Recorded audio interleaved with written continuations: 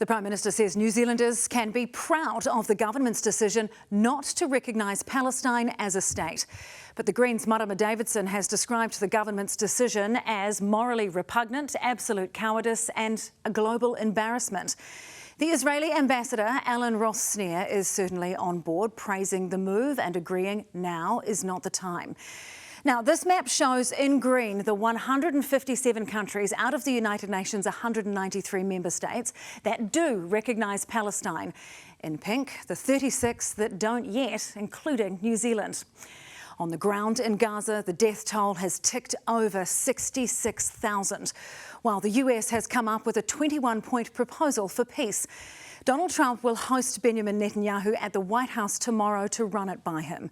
The US president describing it as something special. Here's political correspondent Zane Small. Israel's nearly two-year offensive in Gaza has reached a grim new milestone. 66,000 Palestinian lives lost to a war that has shocked people across the world, including in New Zealand, where this morning Christian clergy chained themselves to the Auckland office of National MP Erica Stanford. To call on our government to impose sanctions on the state of Israel and quickly to acknowledge the state of Palestine. It follows the government's announcement to the United Nations that New Zealand will not acknowledge the state of Palestine for now. With a war raging, Hamas still in place, and no clarity on next steps, we do not think that time is now. Israel began bombing Gaza after Hamas killed over 1,100 Israelis and took more than 250 hostage in an attack on October 7 in 2023. An attack a senior Hamas official justified in an interview with CNN. I think this is a golden moment for the world to change the history. I think that now the world is a change. The history is a change now. In your view, 65,000 deaths is worth it in order to achieve what you've achieved? Look, I know the price is so high.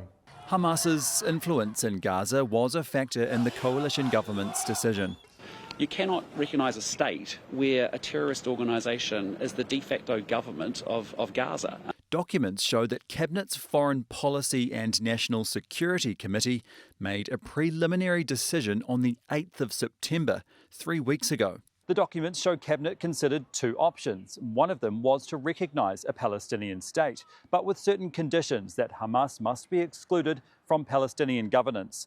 But Cabinet ultimately decided to go with the other option of maintaining the current approach to recognition, that it is a matter of when, not if. If we had put conditions on that, many other countries have done that, that would have been acceptable. But not recognising Palestine at all is just an embarrassment for New Zealand. The government's announcement to not support Palestine is a global embarrassment and a morally repugnant one. New Zealand is now one of 36 countries that don't officially recognise Palestine, compared to 157 that do, including Australia, Canada and the UK. They've come to their own independent assessments of where they want to be on recognition issues. But equally, so have many of our other friends decided not to recognise at this point in time. We've said very clearly we will. It's a matter of when, not if. As for a ceasefire in Gaza, it's still a matter of if.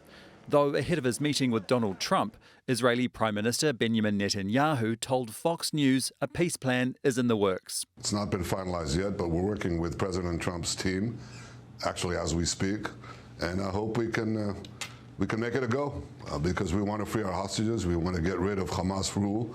But Hamas says ceasefire talks have been suspended ever since Israel's targeted attack on its negotiating team in Qatar earlier this month. There is fault at both sides, and we need to be able to get to diplomacy, discussion, debate, a ceasefire to stop the humanitarian catastrophe that's unfolded there. If no deal is reached, the war will likely drag on and reach the 2-year milestone next week. OK, Zane, Labor is promising a different approach to Palestinian statehood if it's elected. That's right. Chris Hipkins has promised that if Labor is elected in the 2026 election, one of the first things he would do as Prime Minister is formally recognise a Palestinian state. He said Labor was already looking into it ahead of the 2023 election, but then Hamas attacked Israel and the timing would have been very inappropriate, and he says that putting a date on it is not something that he can say right now. Here's what he had to say today. We were very close to that, and then the attacks in October happened, and the attacks before the election happened. That was one of the reasons that we delayed making any further move in that regard. But I think what we've now seen suggests that it's well and truly time to do that.